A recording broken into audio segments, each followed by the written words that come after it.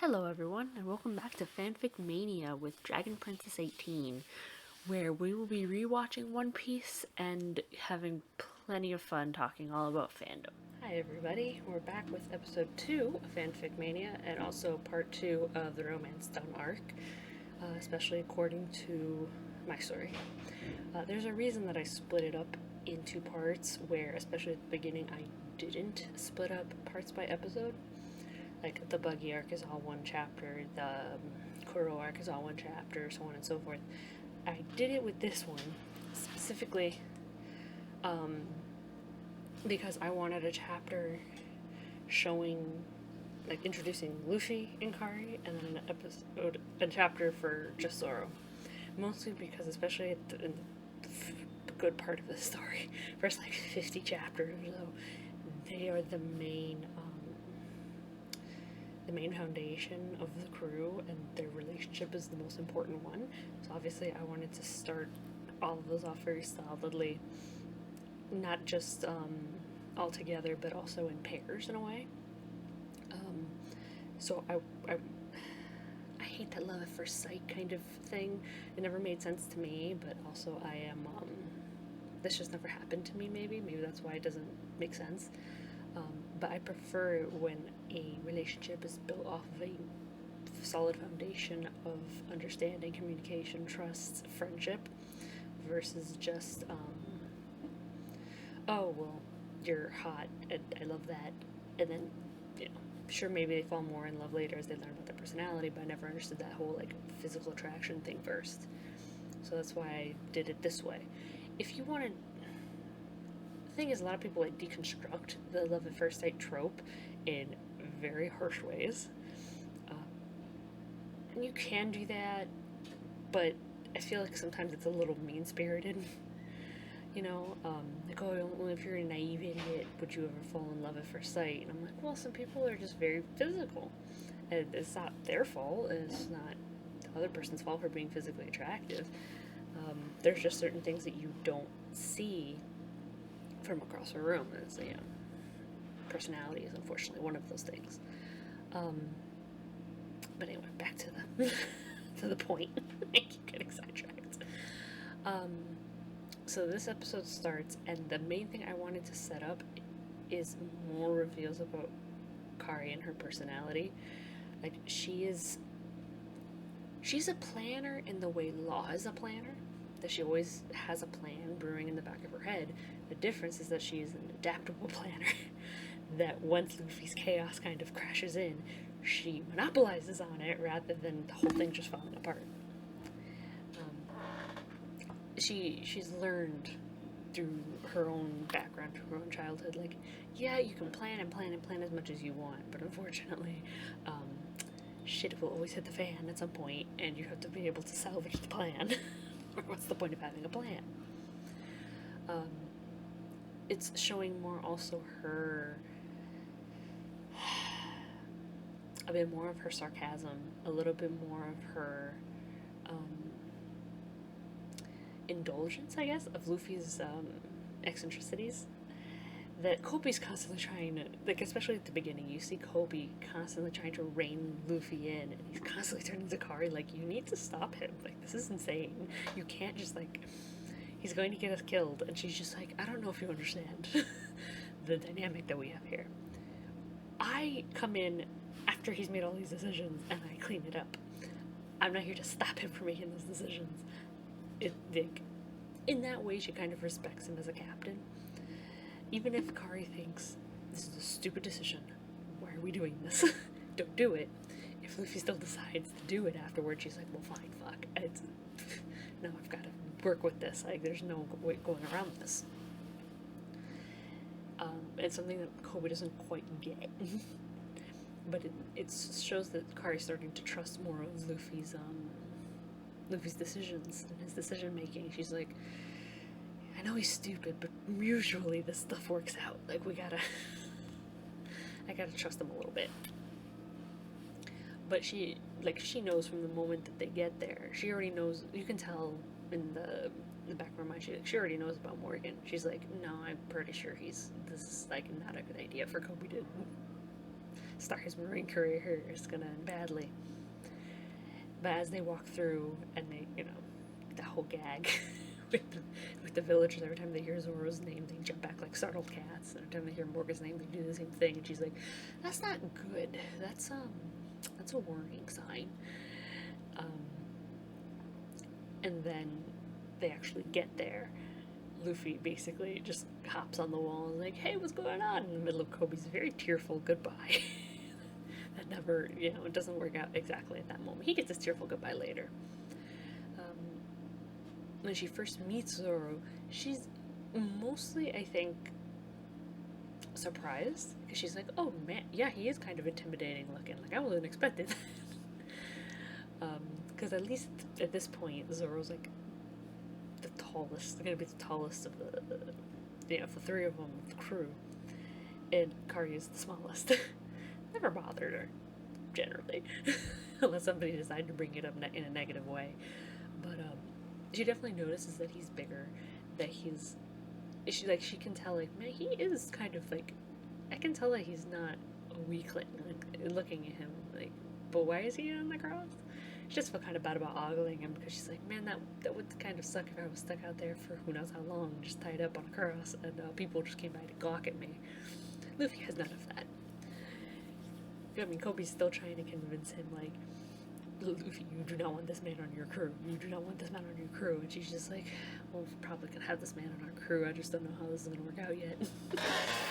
I guess this shit's gonna hit the fan at some point. And then there's the whole scene where Rika goes into the yard, interrupting Kobe's freak out, and the whole scene of her offering the rice balls to Zoro, and Zoro basically, you can kind of see it if you look back. Zoro's being like rough with her verbally, but he's not saying like, I will hurt you, or I'll kill you, or I don't want you here. He's saying like, hey, you're gonna get hurt being here. Hey, you're gonna like probably die. Like, get the fuck out of here. Leave me alone. I'm gonna be fine. It's just, he's that kind of guy where verbally he's not generally like, I guess he can be, but in a very gruff way. He can be very like softer, but it's never gonna be very like, oh no, I'm sorry. No, he's gonna be like, get the fuck out here before you die, you idiot. And that's just how Zoro is. So while Kobe is freaking out that Zoro's gonna hurt her, then Helmeppo shows up with his two lackeys, unwilling lackeys, but lackeys. And Kobe calms down. She's like, no, this is getting worse. This is not good. And the thing is, that scene where Helmeppo's kind of a dick, well, not kind of, he is, where he, eats one of the rice balls, spits it out, like, you're supposed to use salt and blah, blah, blah. And he just throws the rest on the ground. He starts stomping on it. And Rika's just like heartbroken. I feel bad for this little girl. The scene that always connected with for me was the one in Fairy Tail, where it's Lucy's past, where I think it was her first memory of when her father, in her mind, stopped loving her. It was after her mother's death. It was her father's birthday or something, or her birthday. I think it was her father's birthday. I think that's why it hurts more. And she made special rice balls for him for his birthday, but he was so busy that, I don't know if he forgot or he was just trying to like get through the day without memories of his wife, who obviously Lucy really reminds him of.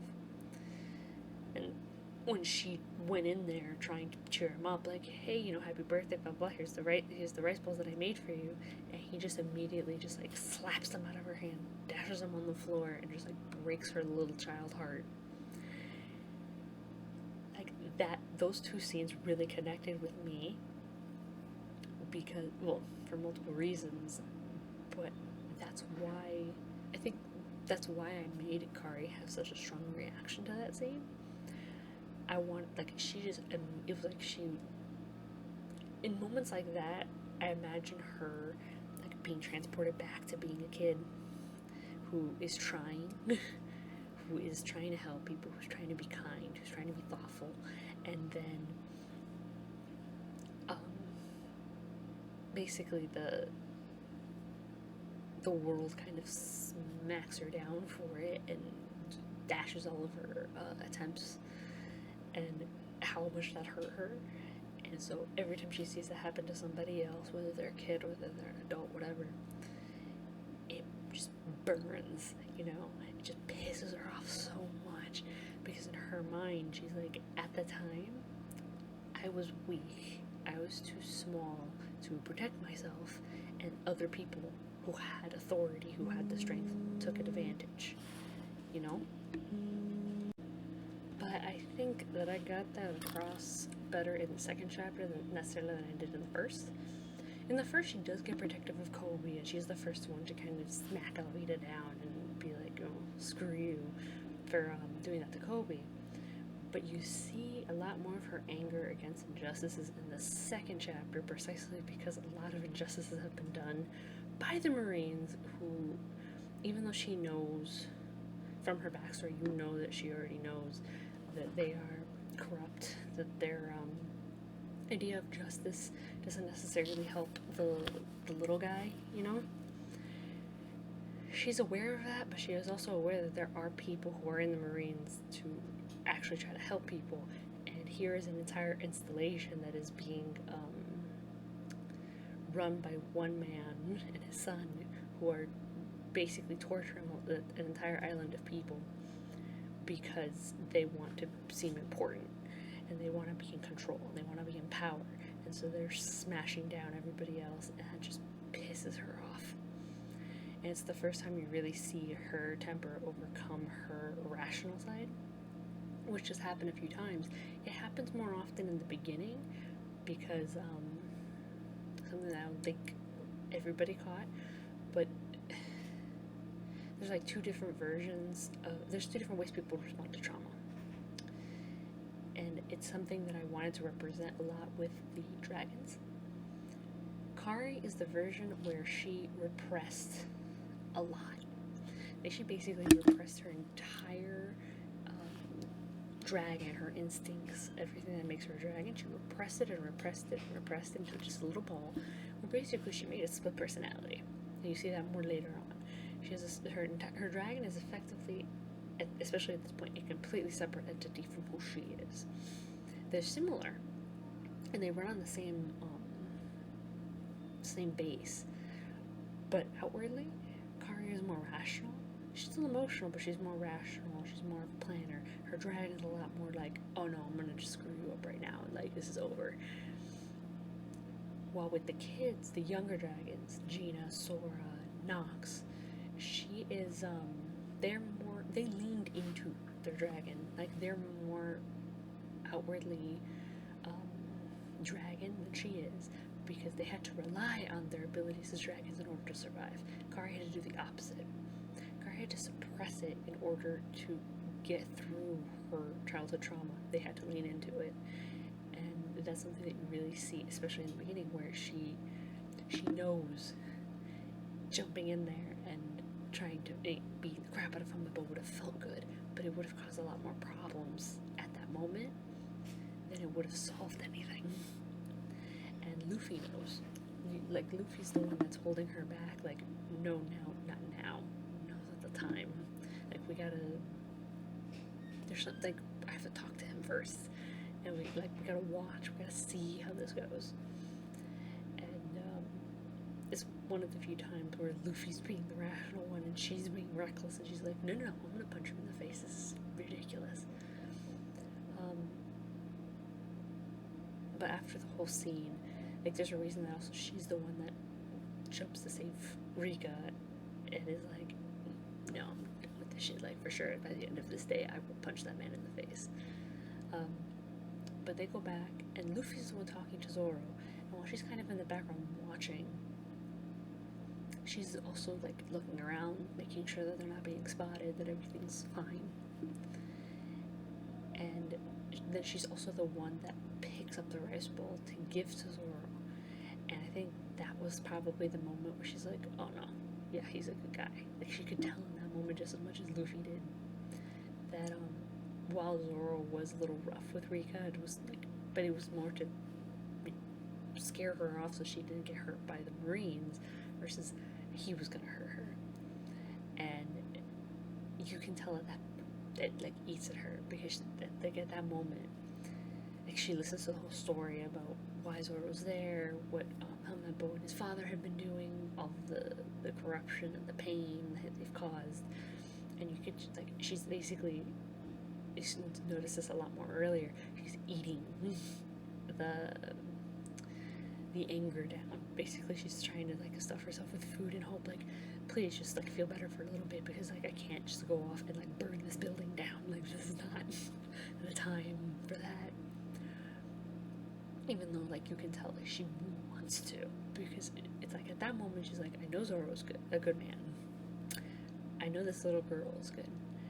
These people don't deserve to be suffering like this, and as it stands, I could do something to help them. But there's also that little voice in her head that's like, if you try to help them, it could end up worse for them in the long run. Because unfortunately that's what's happened in her life before. Like she would try to help somebody, and if she wasn't careful about it, it would come back around and they would end up being punished for, they'd basically be punished to punish her. And so she's, you can see it, she's trying to fight her own nature of being caring and helpful. But she snaps the moment that Helmeppo decides to go into that restaurant and demand service, and then to basically very casually announce that he's just going to execute Zoro the next morning, which is a week earlier than scheduled. She's just like, no. Like, no. And she scares the shit out of Kobe. She really does. She scares the shit out of that boy. He is terrified, because she immediately just punches Helmeppo in the face, and then just like stomps on him in a place no man ever wants to be stomped on. And it's like, I will tear you apart in the slowest fashion possible, and I'm gonna make sure that you feel all of it. Like she is pissed. And you can tell with like Luffy is also mad, but Luffy also doesn't have to do anything because she's already done it. And Luffy decides in the moment, and it kind of stays her hand like, we're gonna have Zoro join us, and we're gonna get him right now. And you can kind of see like she pulls back because she knows that he's not lying to her. She's like, all right, we're gonna go do this, and afterwards I will beat the shit out of you. So they go, and Luffy's immediately like, you're gonna join our crew, and all that, you know, the whole scene where Zoro's like, what? No. And she's just standing there like, this, Luffy, that's not how that's not how this works. You gotta ask before you decide this shit. Like, you can't just make somebody a pirate. You can't just bribe people to be pirates. But Luffy's not listening to her, and she's just like, fuck. Luffy goes into, Luffy runs off, towards the base, has his fun time. I still love the scene where Luffy's just dragging Helmeppo around, and like, what was it? They'd pass the room. Helmeppo finds out, like, I have the swords in my room, like they're back there, and he's like, why didn't you say that sooner? And there's a bunch of Marines behind him, all loving their guns at him. The thing is, Luffy's rubber.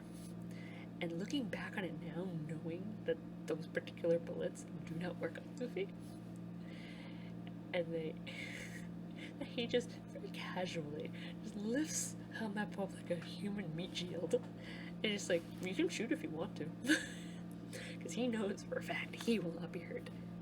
Helmeppo will. Just barrels through them with Helmeppo like he's one of those logs going towards bring down a door.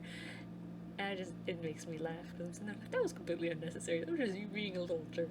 I love it. Good job, Luffy. Obviously I don't write that scene because a lot of that stuff stays the same. What's different is that Hikari stays behind, and she starts untying Zoro. And Zoro's like, if you do that, they'll come after you. And she's like, I don't give a damn if they come after me. Like, he's already gonna try to kill you. It's in that moment, in the scene in the show and in the story, where Zoro kind of, I guess, realizes that yes, they're pirates, but they're not evil. They're not in there just like, attacking people and pillaging or whatever. They are, sorry, they're trying to help him because they feel that he deserves to be helped. And they're risking their lives to do it, and he's just like, oh, so you're not like evil scum like, all pirates are, or whatever. It's something that aligns, I guess, with his honor, where they're being free, doing what they want, and having no regrets, but at the same time, they're also not impeding on anybody else's freedoms or rights or lives in a negative way, unless they deserve it, which is important. It's an important distinction. In the whole scene, the difference also is that this is the first time that she summons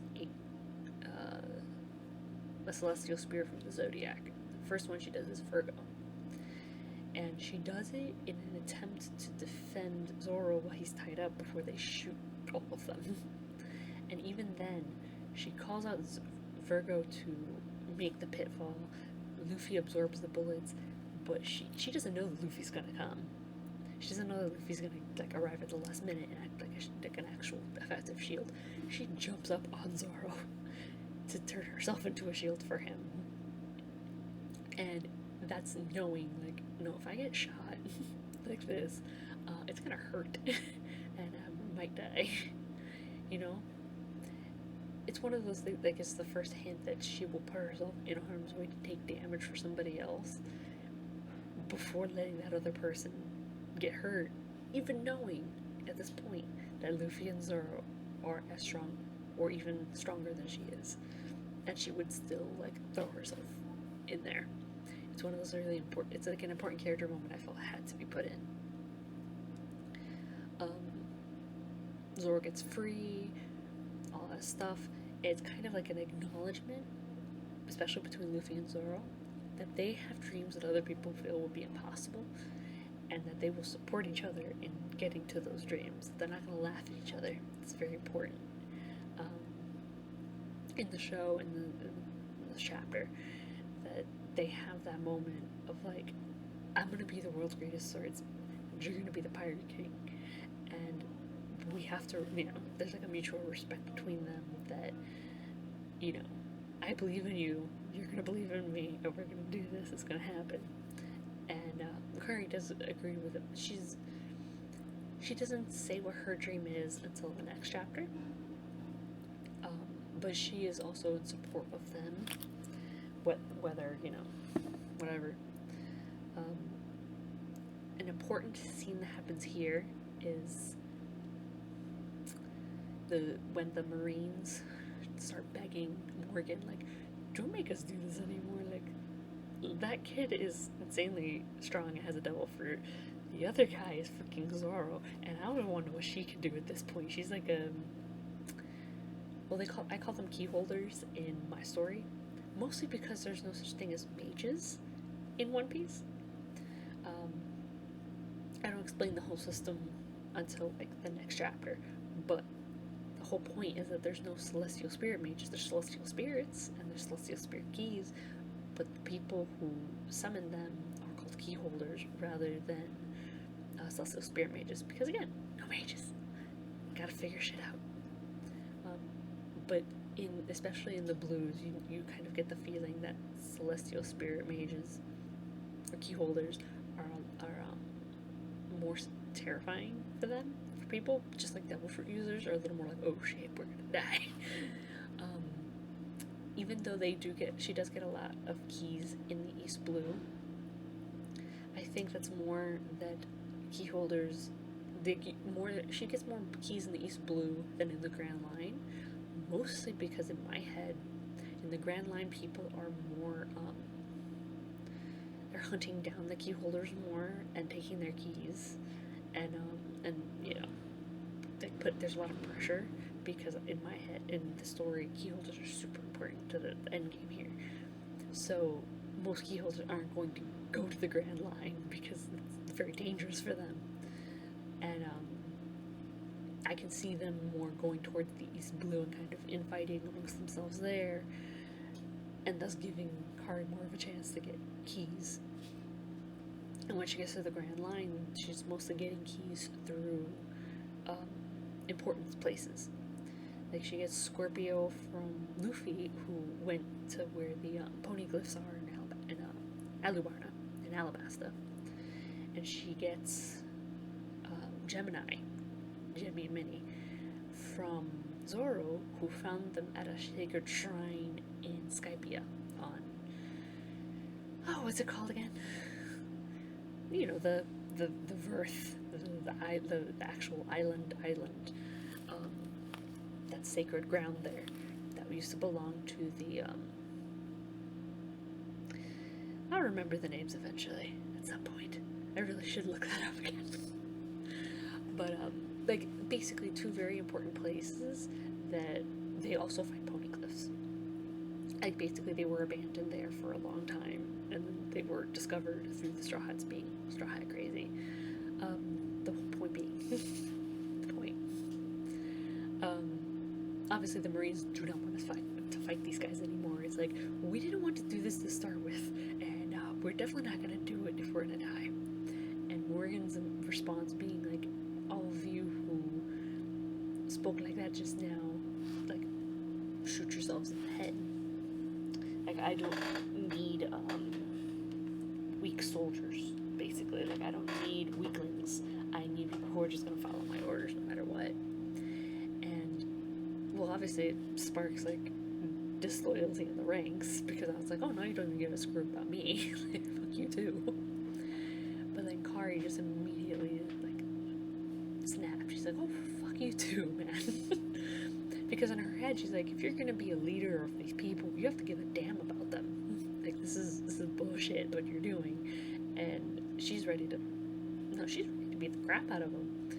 But Luffy kind of intervenes and goes for the fight, and she's like, excuse you. He's like, I want to fight him. She's like, I was gonna fight him first. It becomes a huge thing.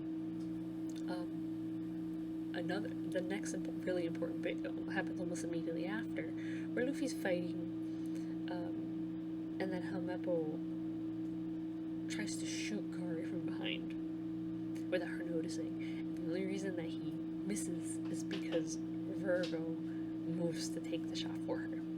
Because in this, celestial spirits can take damage, and while they go back to the celestial spirit world, they're not dead. There's healing. But you immediately notice that pisses her off even more. Like, she's like, it's an immediate trauma response, because that was somebody that she loves. Because when you go into her backstory, she's had Virgo for years. About as long as she's had Aquarius.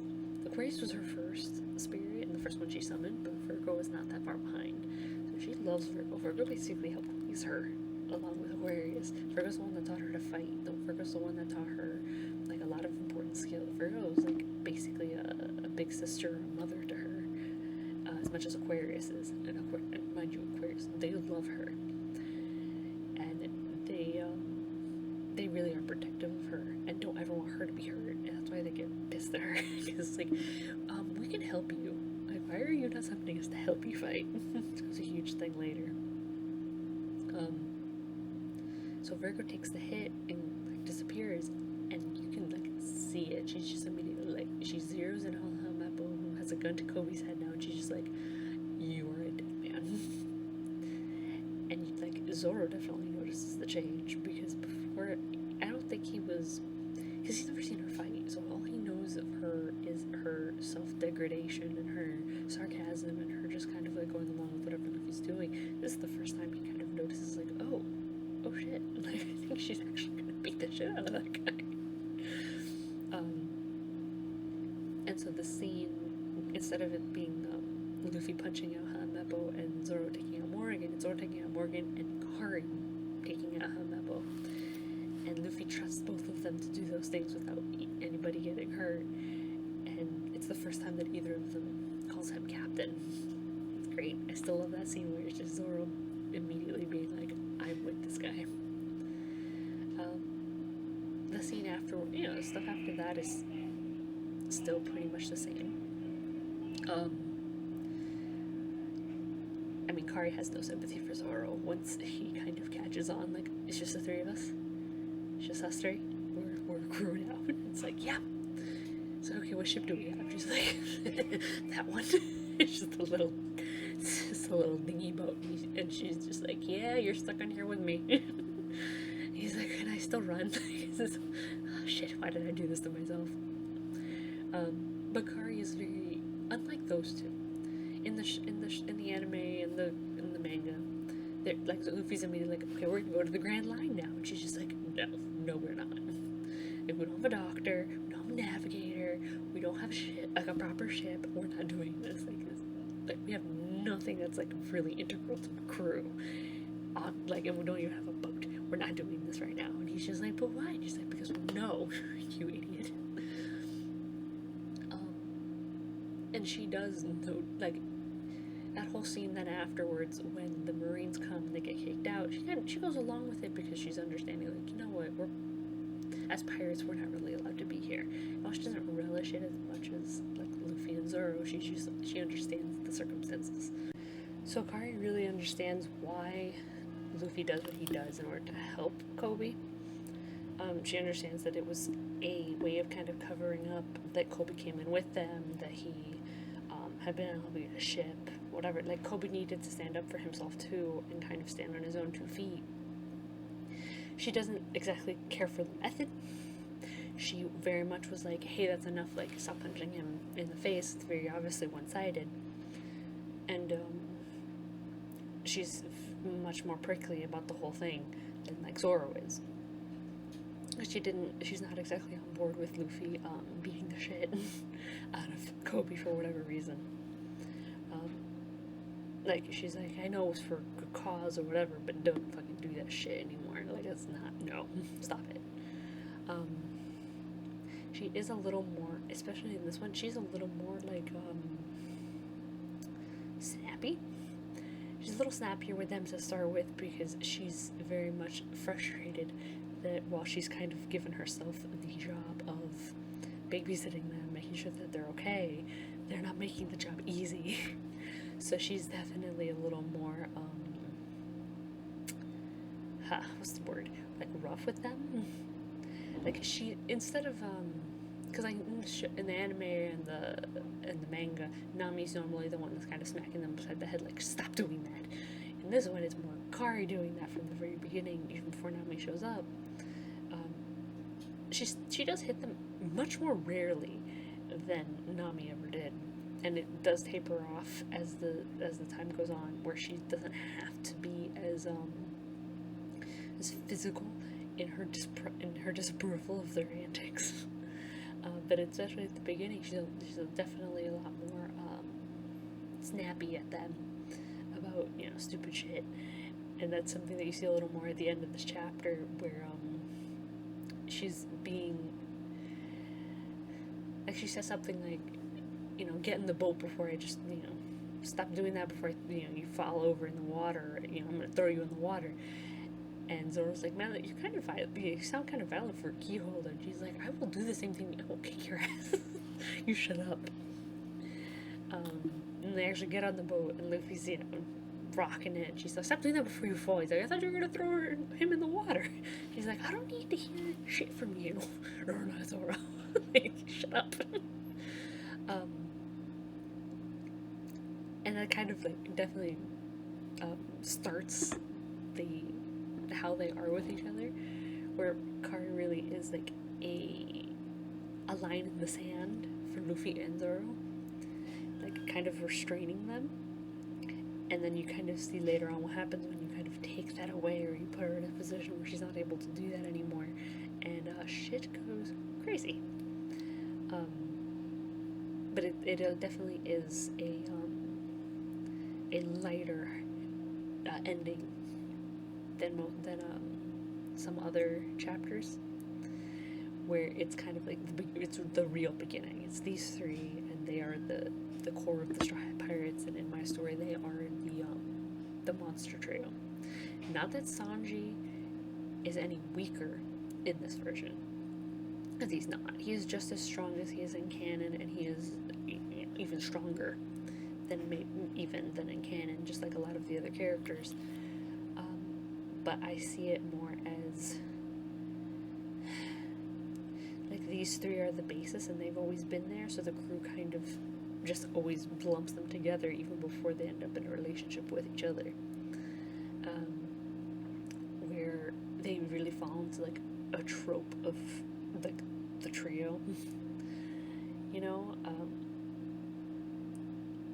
I don't know. There are a lot of tropes about threes for some reason, but still.